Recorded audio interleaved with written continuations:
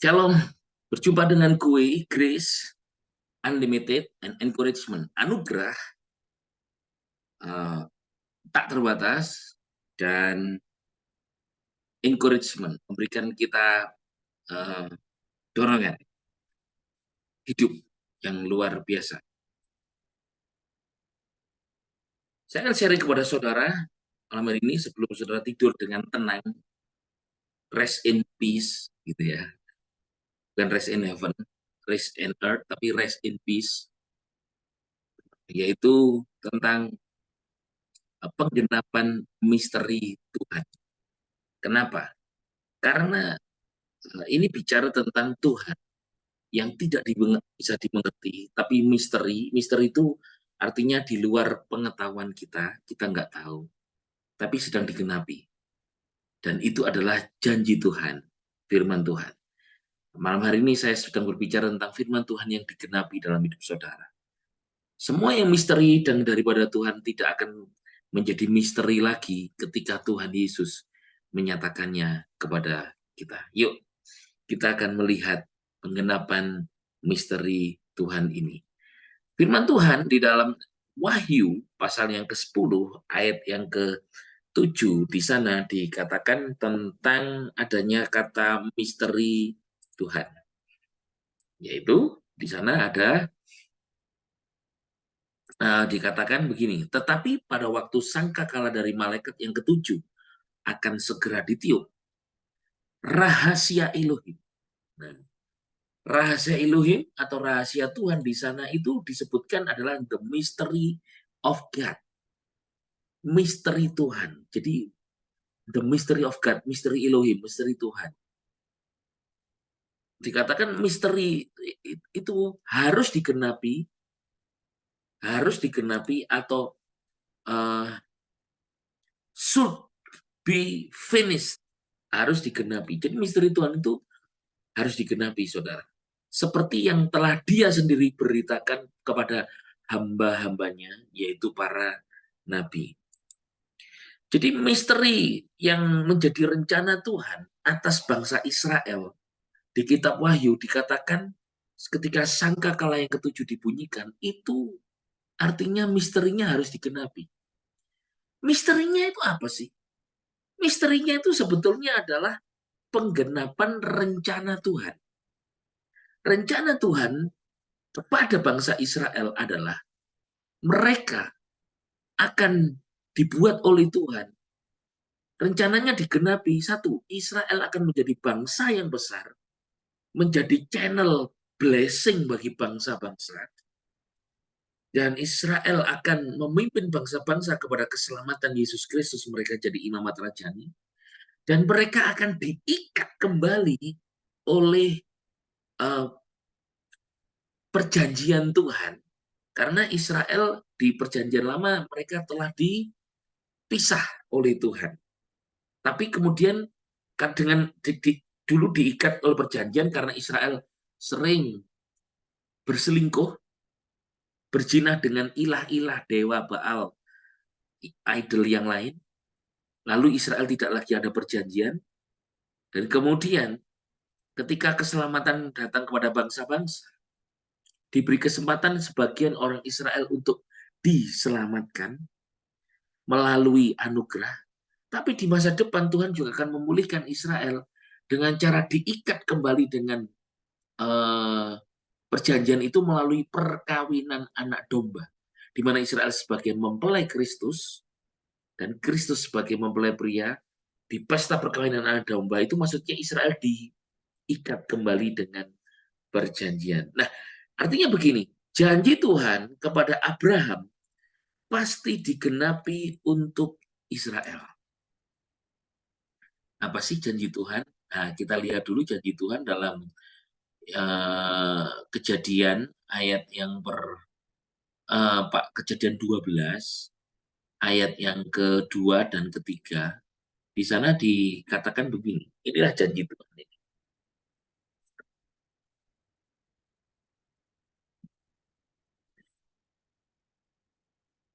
Bunyinya begini.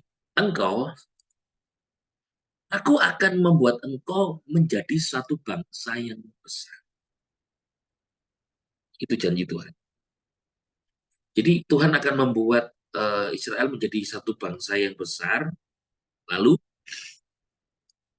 aku akan memberkati engkau dan membuat namamu masyhur dan engkau akan menjadi berkat. Aku akan memberkati mereka yang memberkati engkau dan mengutuk mereka yang mengutuk engkau, dan karena engkau semua kaum di bumi akan diberkati. Karena Israel itu keturunan Abraham. Semua kaum di bumi, bangsa di bumi diberkati. Saat ini sudah, tapi dikit-dikit. Nah, ini belum.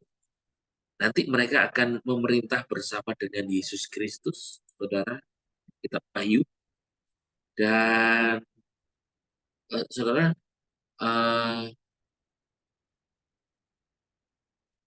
mereka akan menjadi bangsa yang luar biasa, yang memerintah bersama dengan Yesus Kristus di bumi. Nah, saudara,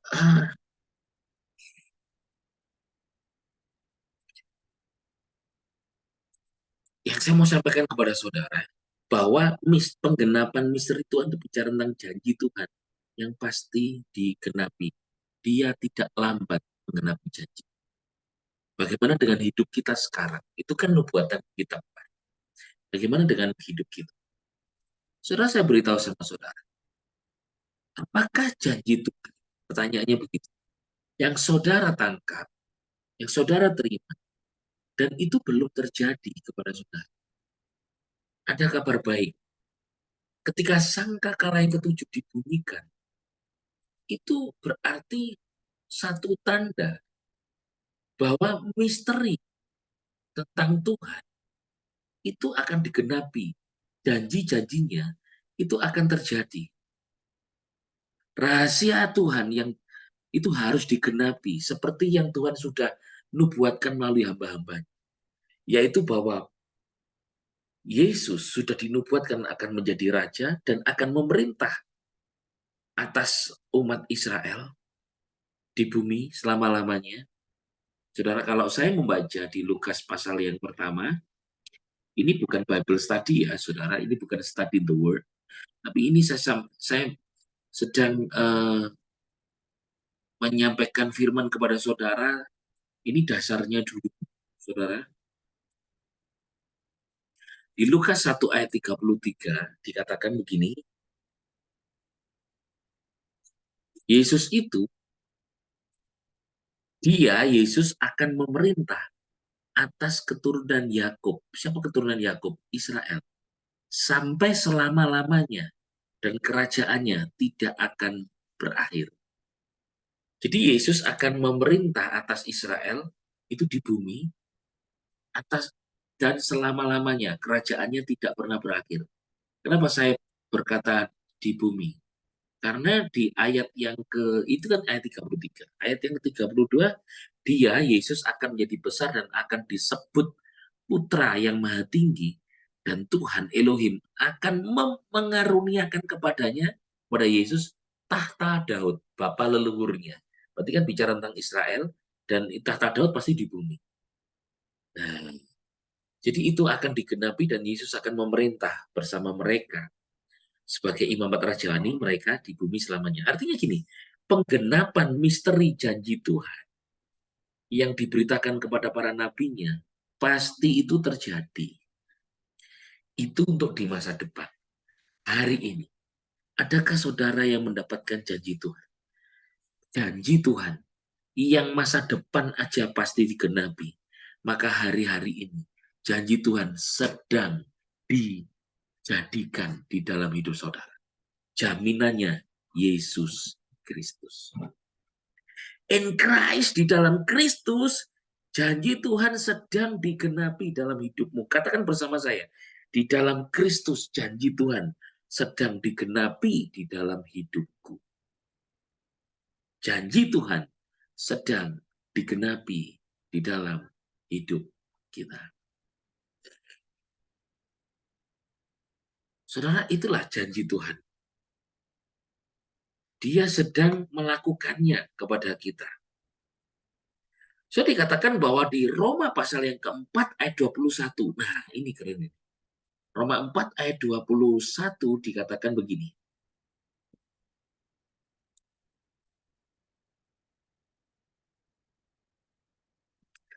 Kita belajar ini. Wah, keren saudara. Di dalam Kristus itu luar biasa. Ini ketika itu kepada Abraham, tetapi ini dikatakan oleh Rasul Anugerah kepada kita, serta yakin sepenuhnya bahwa apa yang telah Elohim janjikan, dia pasti sanggup menggenapinya. Yakin sepenuhnya. Dia, apa yang telah Elohim janjikan, dia pasti sanggup menggenapinya. Abraham itu berpengalaman. Janji dia akan punya keturunan. Di masa tuanya pun jadi. Itu dia punya keturunan di masa tuanya. Hari ini Tuhan yang sama di dalam Kristus. Dia yang berjanji. Dia yang akan menggenapinya. Katakan amin. He had promised. He has able also to perform. Dia yang janji. Dia pasti menggenapinya dalam hidup saya dan hidup saudara. Apa janji Tuhan kepada saya dan saudara hari ini? Jaminannya Yesus. Dia tidak pernah terlambat akan janji Tuhan kepada kita. Itulah misteri Tuhan. Salah satu misteri daripada Tuhan yang akan digenapi adalah tentang janjinya. Mungkin saudara berkata, kenapa aku janji Tuhan belum terjadi kepada aku? Kenapa orang lain ditolong, aku tidak? Ini tadi sharing dengan jemaat, saudara. Dan dia, saya juga berkata kepada mereka bahwa ada seorang rekan pelayanan kita di sini. Dia sendiri ada bisa ngobati orang. Dan sebanyak orang sembuh. Tapi istrinya sakit, dia tidak bisa ngobati. Sampai dia berkata, uh, aku tidak percaya mujizat itu terjadi. Buktinya istriku sakit, nggak bisa sembuh. Saya beritahu, keadaan sakit tidak akan dapat membatalkan status saudara sebagai pewaris janji di dalam Kristus. Katakan amin. Saudara itu ahli waris. Kita ini ahli waris bersama Kristus. Galatia 3 ayat 29 dikatakan begini. Galatia 3 ayat 29. Galatia 3 ayat 29. Yap. Firman Tuhan berkata bahwa kita ini ternyata adalah, dan jika kamu milik Kristus, katakan bersama saya, aku milik Kristus. 1, 2, 3. Aku milik Kristus. Maka kamu adalah keturunan Abraham dan menjadi pewaris dari perjanjian itu. Kalau saudara milik Kristus, saudara itu pewaris dari perjanjian. Saudara itu pewaris perjanjian.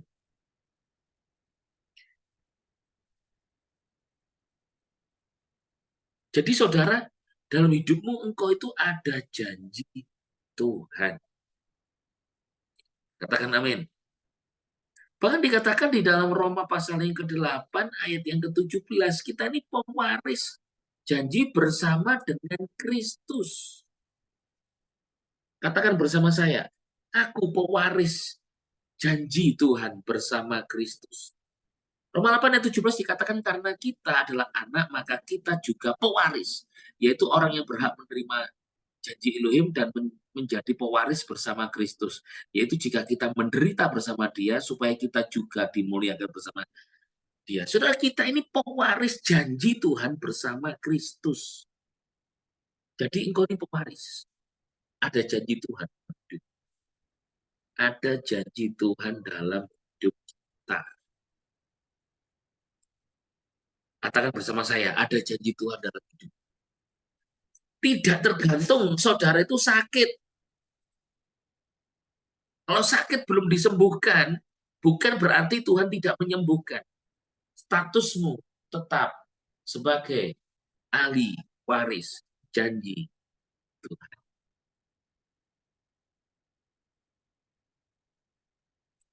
Katakan bersama saya, aku pewaris janji Tuhan.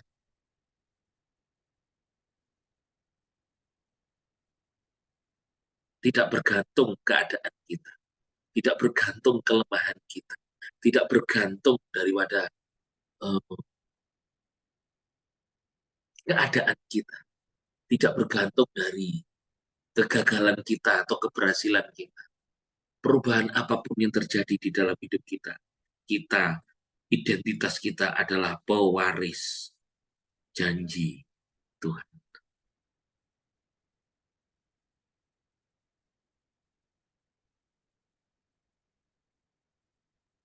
Adakah saudara yang ragu? Keraguanmu pun, kebimbangan saudara pun, ombak dunia tidak akan menenggelamkan, mengombang-ambingkan saudara. Saudara mungkin terombang-ambing oleh keraguan, kebimbangan saudara, oleh arus dunia. Tetapi itu tidak mengombang-ambingkan identitasmu di dalam Kristus Yesus. Engkau tetap pewaris janji di dalam Yesus Kristus, Tuhan yang hidup. Jadi, penggenapan misteri Tuhan itu pasti terjadi. Janji Tuhan pasti terjadi dalam hidup. Yang menjadi misteri saja yang berabad-abad telah digenapi. Apa sih misteri yang berabad-abad hari ini? Kolose 1 ayat yang ke-26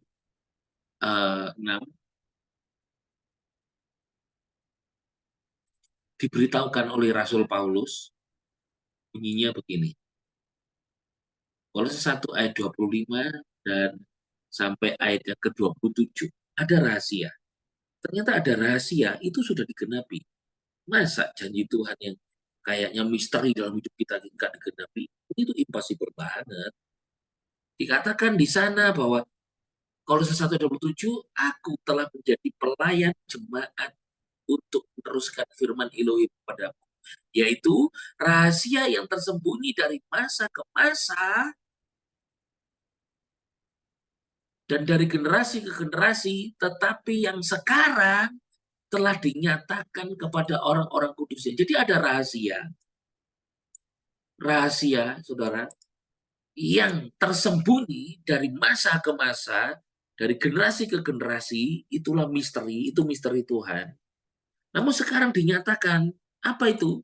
Kepada mereka, Elohim memberitahukan ini, kekayaan dan kemuliaan rahasia itu. Loh, diberitahu loh, yang menjadi rahasia.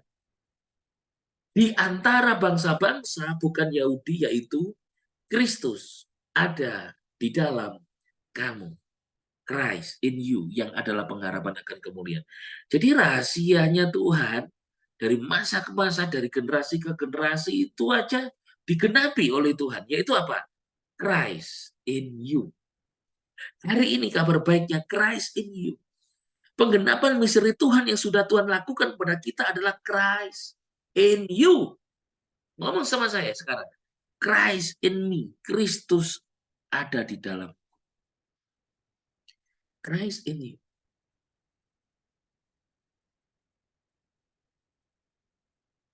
Saudara tidak bisa direbut si jahat. Saudara mungkin bisa jatuh karena dijegal, dijatuhkan. Itu secara fisik.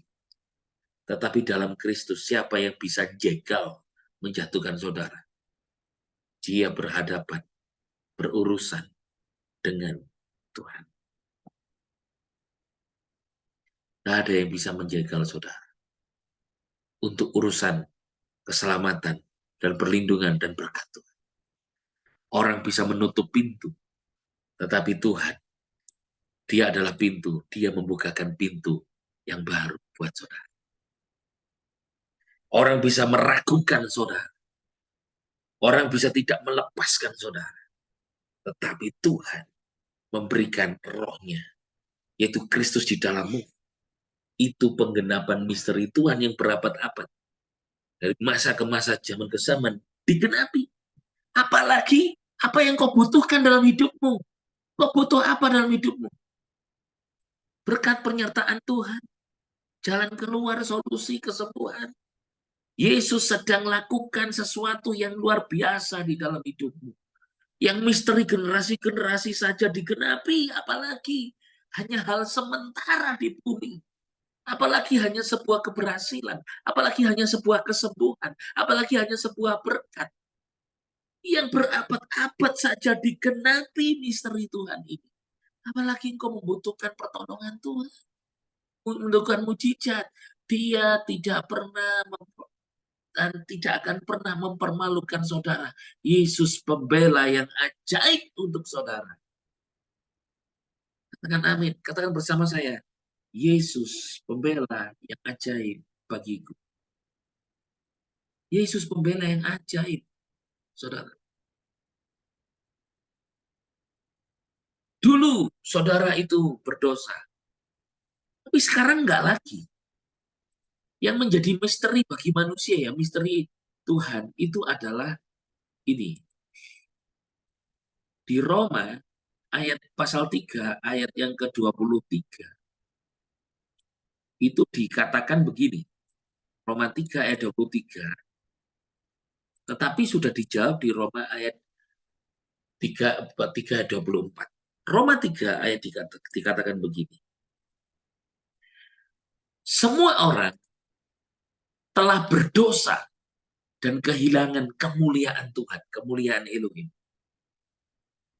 Wah, setan menahan manusia sampai di sini tok. Semua orang berdosa. Lalu orang Kristen niru-niru. Aku ini orang berdosa. Tapi ayat 24 jawabannya. Tetapi, ya itu ayat 24. Oleh karena anugerahnya, oleh karena kasih karunia-Nya, mereka yang berdosa itu dibenarkan secara cuma-cuma melalui penebusan di dalam Kristus Yesus. Jadi penebusan Kristus di atas kayu salib, hari ini kita bukan orang berdosa. Saudara bukan orang berdosa. Tetapi saudara orang benar oleh karena penebusan Yesus Kristus. Manusia yang bilang kita ini orang berdosa. Tuhan enggak ngomong gitu. Dulu dosa, sekarang enggak. Ini juga misteri yang bagi kita enggak susah dipahami. Tetapi oleh Yesus sudah dibuka. Enggak, iya karena Adam, engkau telah telanjang, pakaian kemuliaanmu terambil. Tapi karena Adam yang kedua, Yesus Kristus, engkau diberi pakaian yang baru, yaitu Kristus. Engkau telah dibaptis ke dalam Kristus dan telah mengenakan Kristus. Pakaianmu yang baru, kemuliaan yang baru adalah Yesus Kristus. You put in Christ. You already baptized in Christ. Kau telah dibaptis ke dalam Kristus. Roh Kudus telah tinggal di dalammu. Berarti engkau telah dikuduskan. Kalau Roh Kudus tidak mungkin berdiam di dalam tubuh orang berdosa. Impossible. Tetapi karena oleh pengorbanan Yesus Kristus, saudara dikuduskan. Hari ini tubuhmu adalah rumah Roh Kudus. Muliakanlah Tuhan dengan tubuh. Karena engkau telah dikuduskan, makanya Roh Kudus dwell in you. Dan dia Immanuel, Roh Kudus tidak keluar masuk, saudara. Kalau engkau berdosa, Roh Kudus keluar. Kalau engkau Roh Kudus masuk, enggak kayak gitu. Karena pengorbanan darah Yesus cukup untuk membasuhmu. Dan dia dwell in you. Ini misteri yang manusia susah memahami. Kenapa susah memahami? Karena mikir Tuhan pakai otak. Lupa kalau Yesus nggak masuk otak, Yesus masuk hati. Yesus masuk hatimu, saudara. Mungkin kau nggak bisa ngerti, tapi Tuhan yang nggak bisa dimengerti, dia bisa dipercayai. Itu kabar baik. Penggenapan misteri Tuhan yang digenapi adalah engkau manusia berdosa, tapi telah dikuduskan oleh darah Yesus. Engkau telah ditebus, engkau milik Tuhan. Tubuhmu adalah bait Roh Kudus. Roh Kudus tinggal di dalammu, bukan karena engkau berusaha kudus, tidak berdosa, tetapi semua karena apa yang Yesus lakukan di atas kayu salib, engkau dikuduskan. Sampai hari ini, saya paling tidak terima Kalau ada yang khotbah di mimbar berkata, saudara, kita adalah manusia berdosa. Waduh, gak terima saya. Itu menghina, merendahkan, meremehkan karya Yesus di atas kayu salib. Harusnya para pengkhotbah pemberita kabar baik Injil hari ini berkata, saudara, hari ini Yesus telah menebusmu, darah Yesus menguduskanmu. Kita orang benar, hendaklah kita orang benar ini. Kita tampil ke dunia, ke tetangga sekitar kita. Kita berlaku benar dan kudus. Harusnya gitu dong. Bukan lagi, oh kita manusia berdosa. Enggak, saudara. Ayolah hargai Yesus. Ayolah kita hormat kepada Yesus. Ayolah kita menghormati, memuliakan Yesus. Dengan cara engkau berani deklarasi. Engkau berani berkata, aku orang benar, aku orang kudus.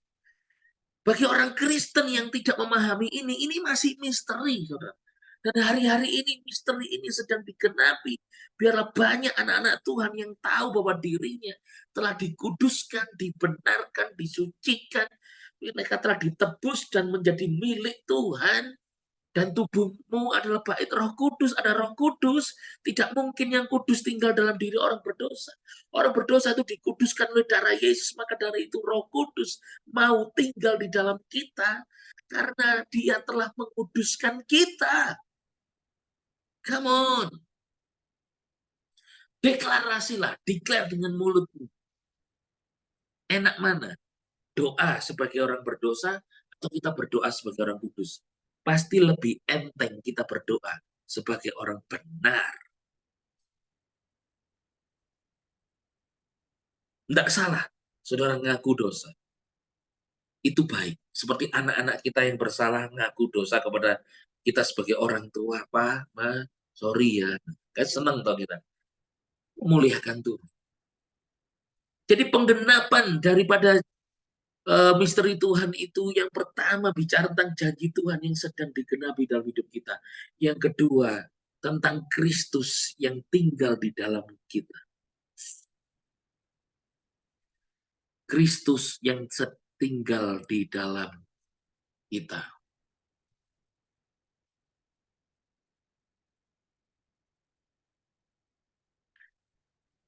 Dan yang ketiga adalah, apa sih yang menjadi rahasia di dalam hidup kita? Apa sih rahasianya? Saya seringkali kita ini, apa sih misterinya Tuhan ini, gitu kan? Sebetulnya simpel, saudara, tentang rahasia itu. Yaitu Roma 16 ayat 25 dikatakan begitu. Roma 16 ayat 25. Ini semua kita bicara tentang satu pribadi, yaitu Yesus Kristus. Setelah ini kita tidur ya, karena besok pagi saya mesti kita berjumpa lagi. Dikatakan Roma 16 ayat 25, bagi Dia yang sanggup meneguhkan kamu sesuai dengan Injil yang dan pemberitaan tentang Kristus Yesus sesuai dengan penyingkapan misteri, penyingkapan rahasia, misteri yang dirahasiakan sejak dunia dijadikan. Sejak dunia dijadikan, ada misteri yang dirahasiakan, yaitu tentang Injil, pemberitaan tentang Kristus Yesus, yaitu Yesus yang telah mati ganti dosa kita, dikubur dan bangkit. Saudara, hari ini hidup kita bukan kita lagi, tapi Kristus yang hidup di dalam kita. Ini rahasia, ini misteri, tapi sudah digenapi. Yang pertama janji Tuhan digenapi. Yang kedua tentang Kristus yang ada dalam kita. Yang ketiga pemberitaan Kristus. Perlu orang mendengar tentang Yesus Kristus. Beritakan, saudara. Tentang Yesus Kristus. Karena mereka butuh Yesus. Ini tadi saya bicara, ada seorang anak yang sedang dibully, dikata-katai, diserang, dikata-katain oleh teman-temannya, ditanyai. Ditanyai pertanyaannya umum sih, tapi kita perlu membekali si anak-anak kita, kita perlu membekali mereka. Apa yang perlu kita bekali? Dia ditanyai, ya gitu. Dia berkata begini, salah satu pertanyaannya itu adalah, kenapa kamu punya kitab itu kok diterjemahkan, katanya. Lalu dia nggak bisa jawab, karena mereka punya kitab itu cuma satu bahasa. Sehingga bangsa manapun harus belajar bahasa itu. Saya tidak nyebut agama ya, saya juga tidak sedang menyindir. Tapi saya cuma mau ngomong gini kepada dia, kamu ngomong saja, kenapa kitabku itu ada banyak terjemahan bahasa-bahasa di Indonesia aja, ada bahasa Jawa, Batak, Bali, gitu kan, macam-macam. Belum yang kitab terjemahan yang bahasa Inggris, bahasa Filipin, Rusia, banyak. Tapi kalau kita mereka kan satu bahasa, sehingga juga harus berbicara dalam bahasa itu. Saya cuma ngomong gini, hormati agamanya orang itu. Tapi engkau sendiri, ayo dengan hikmat Tuhan, katakan aja, Tuhanku itu pinter, Tuhanku itu maha mengerti, Tuhanku itu saking pinternya sampai ngerti banyak bahasa, saya bilang gitu. Udah ngomong gitu. Jadi Tuhanku itu tidak tergantung satu bahasa. Oh, kalau berdoa harus dengan bahasa itu. Oh, harus kita belajar dengan bahasa itu. Makanya kitabnya di seluruh dunia itu eh, bahasanya nggak satu, tapi bahasanya sesuai dengan bahasa dari bangsa atau negara mana. Itu Alkitab kita. Di mana-mana kan gitu toh saudara, kita kan terjemahnya banyak toh dari bahasa macam-macam. Lalu saya berkata begini, katakan karena Tuhan itu pintar.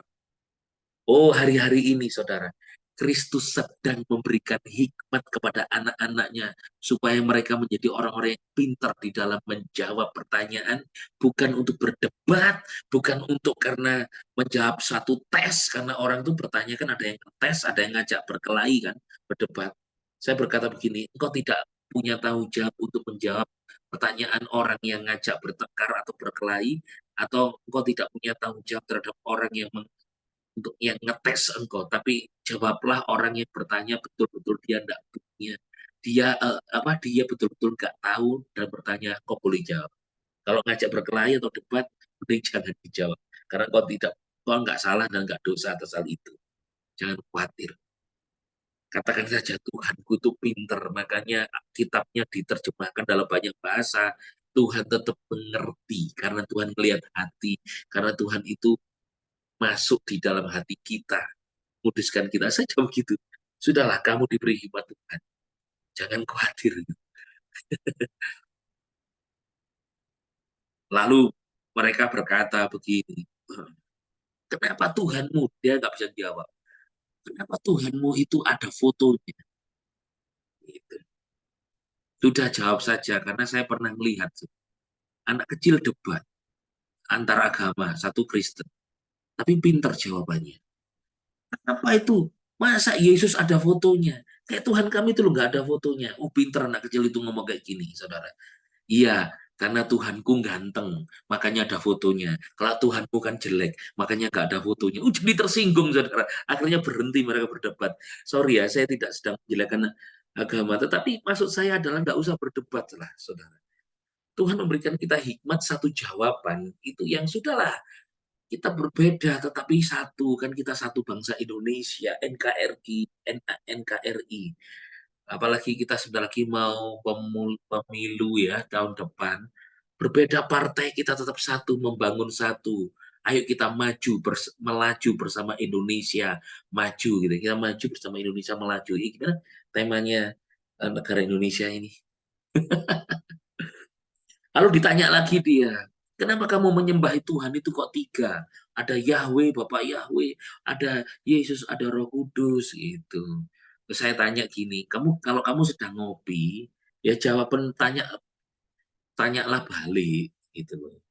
Oh, kalau kamu tanya, kok menyembah Tuhanku tiga, ada Bapa, ada Putra, ada Roh Kudus, lu kan tiga ya Tuhanmu. Jawab aja Tuhanku itu satu, atau baliklah bertanya, kamu minum kopi ya? Mana kopinya nggak ada? Lah ini kopi, mana lah ini kan secangkir gelas ada air hitam.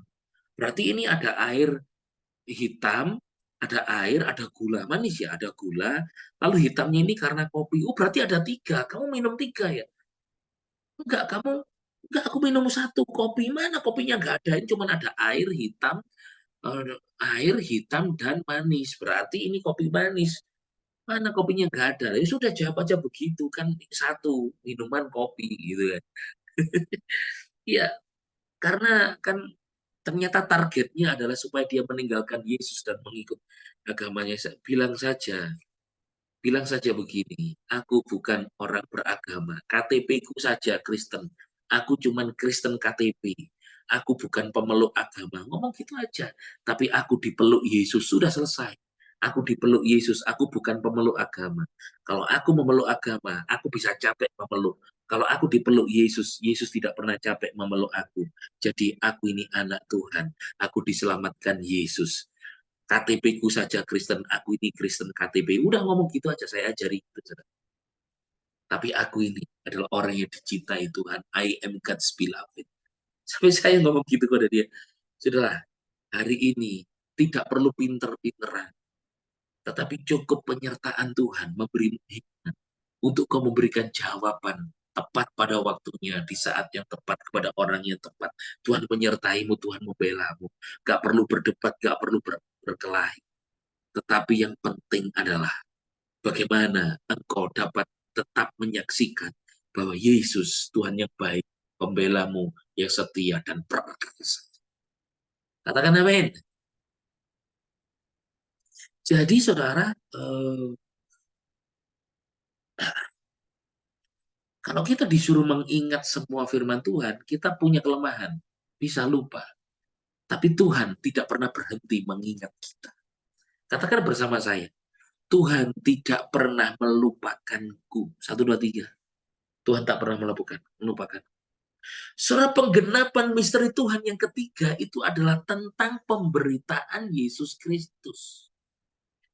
Yang adalah juru selamat yang dia telah mati, dikubur, dan bangkit. Ini dulu misteri di perjanjian lama. Siapa juru selamat akan datang? Hari ini pun banyak misteri bagi orang Kristen. Banyak orang Kristen yang masih menanti kedatangan Yesus yang kedua. Kalau bagi saya, saudara, kita tidak perlu menanti kedatangan Yesus yang kedua. Karena sebelum kedatangan Yesus yang kedua, Yesus akan menjemput kita dulu. Dan kabar baiknya adalah 2 Korintus pasal yang kelima, ayat yang kelima dikatakan begini. 2 Korintus 5 ayat yang kelima dikatakan begini. Ada banyak orang Kristen bersiap-siap menanti kedatangan Yesus yang kedua. Ayo kita harus bersiap-siap. Kita harus banyak doa, banyak nyembah Tuhan supaya kita tidak tertinggal kalau Yesus datang. Ada kabar lebih baik daripada persiapanmu. Nggak salah engkau siap-siap menyambut Yesus. Nggak salah sama sekali. Saya tidak menyalahkan, karena itu juga Alkitabiah. Tapi kabar baik dalam 2 Korintus 5 ayat yang kelima dikatakan Elohimlah, Tuhanlah yang telah mempersiapkan kita untuk hal ini. Dia juga telah mengaruniakan rohnya kepada kita sebagai jaminan. Jadi ternyata Tuhanlah yang mempersiapkan kita. Kita boleh mempersiapkan diri. Tetapi persiapan kita banyak kelemahan. Berangkat kerja, berangkat sekolah saja saudara bisa lupa. Lupa bahwa ini. Ada yang lupa pasti persiapan kita. Kewaspadaan kita itu ada kelengahannya. Ada titik lemahnya. Tapi kalau Tuhan yang menyiapkan kita, nggak akan pernah ada lupanya. Katakan amin. Tuhan sendiri yang mempersiapkan sendiri kita. Elohimlah yang mempersiapkan kita. Dia juga mengaruniakan rohnya kepada kita. Jadi karena ada rohnya, ada roh kudus di dalam kita, itulah yang membuat saudara pasti alami penggenapan firman Tuhan, penggenapan misteri tentang Tuhan itu, dia sendiri yang mempersiapkan saudara. Jadi Tuhan yang mempersiapkan saudara menyambut kedatangannya kah? Menyambut dunia akan resesi kah? Ada kemarin sudah COVID, ya toh COVID-nya macam-macam, Omikron, Delta, nanti akan muncul apa lagi, sakit penyakit apapun muncul di dunia ini, Tuhan tetap mempersiapkanmu untuk kebaikan dan untuk kemuliaan Tuhan. Engkau pasti alami perlindungan Tuhan yang ajaib. Katakan amin.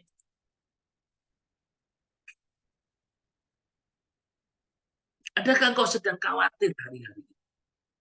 Tuhan, waktunya bayar kontrakan rumah, waktunya bayar pajak Tuhan. Kemarin kan saya katakan kepada saudara, dunia saja menghadapi cicilan ngopi. Masa saudara menghadapi cicilan nangis? Dunia kan ngomong toh, mumet mikir cicilan, ngopi-ngopi masih, mumet mumet mikir tagihan, ngopi-ngopi masih, mumet mikir cicilan, ngopi-ngopi masih. Nah, orang dunia saja nyanyi. Kalau ada tagihan, ada cicilan, ngopi. Anak-anak Tuhan, ada cicilan. Tuhan, nggak salah sih berdoa, nggak salah. Tapi ayolah, jangan hadapi dengan stres, hadapi dengan Yesus. Tuhan akan memenuhi segala keperluan menurut kekayaan dan kemuliaannya dalam Yesus Kristus Tuhan. Katakan amin. Jangan menjadi satu misteri, saudara. Dunia ini banyak misterinya. Jangan dijadikan misteri. Aku bisa bayar hutang nggak ya? Aku bisa sembuh nggak ya? Aku bisa lulus nggak ya? Aku bisa sukses nggak ya? Kan misteri kan? Hidup ini sudah banyak misterinya. Jangan berpikir secara misteri. 1+1 sama dengan 2 itu pasti. Matematika ilmu pasti. IPA juga ilmu pasti. Yesus itu juga pasti. Katakan amin. Air jadi anggur bagi manusia misteri. Tapi bagi Yesus, air jadi anggur tinggal perintahkan saja. Jadi Yesus sanggup mengubah air jadi anggur.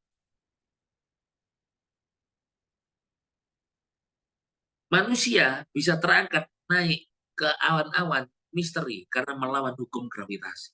Bagi Yesus, dia bisa naik ke awan-awan sampai ke surga. Bukan misteri lagi. Apapun yang misteri di dunia ini, bersama Yesus selalu ada jawaban. Katakan bersama saya, semua misteri dalam kehidupanku bersama Yesus ada jawabannya. 1, 2, 3, semua yang misteri dalam hidup ini bersama Yesus ada jawabannya. Selalu ada jawaban bersama dengan Yesus. Karena kebaikan Tuhan itu menyertai kita. Katakan namanya. Bukankah lagu pujian berkata begitu? Kebaikan, kemurahan selalu mengikutiku. Ku puji, ku sembah Kau Tuhan. Engkau itu walaupun dunia ini penuh misteri, tetapi ada Yesus. Selalu ada jawaban di tengah misteri hidup, di tengah misteri dunia. Misteri itu bicara hal yang tidak kita ketahui dan kita nggak tahu, kita seperti orang buta. Tapi ada Yesus, ada firman.